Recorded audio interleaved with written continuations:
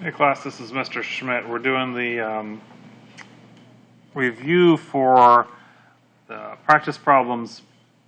And one of the questions that was asked in class, fifth period, was about question number 6, as we have the two blocks. And the second block is not moving. The first block is moving at 4v. The two blocks have the same mass. So if it's an inelastic collision, we can use conservation of momentum. We cannot use kinetic energy. And we know that the two blocks stick together due to the inelastic nature of the collision, so that they both have the same final velocity.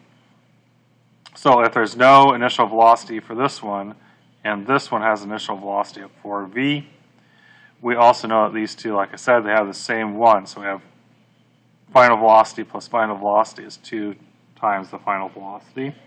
Okay, with identical masses, those masses cancel out, and we get the solution. Okay, question number 7 says it's elastic, which means these two, the kinetic energy is going to be true. This is not going to be true. Okay, so we will not be able to use this fact anymore, but we will be able to use the kinetic energy equation and the momentum equations. And as the college professor posted, then you do some algebra, okay? And then you'll be able to solve it down to this. And if you want to see that algebra, I'll be happy to show you in class next time. Okay, the other one students asked about fifth period was question number 10, where we have a hockey puck coming in and leaving again. And what we see is that there's, we have the mass of the puck and the time and the velocities. Notice I'm keeping track of the negative sign here. It's very important that if the object's coming in and leaving, is that we continue to have the velocity in opposite directions and opposite signs. Okay, so then we just do m1v1, or yeah, m1v1 minus the initial mass and the initial velocity, okay, as we work through this. All right, my thinking process was, if I want to find force, I'm going to need to use impulse. If I need to know impulse, I have to find my change of momentum. My change of momentum is my final momentum minus my initial momentum.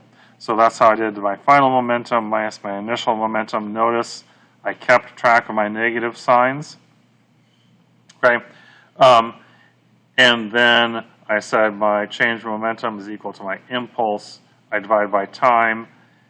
At the end, I got negative 100, but it said what was the magnitude of the force. So I don't need the negative sign at the very end. I cannot wash away these middle ones, but at the very last step, if it says magnitude, then they are no longer concerned about pushing versus pulling or anything like that. So we can use the 100 kilogram meters per second. Okay, so not too many questions from the first class. This was our questions from the last class. And as always, please keep sending me your questions. I'll be happy to help you with your homework.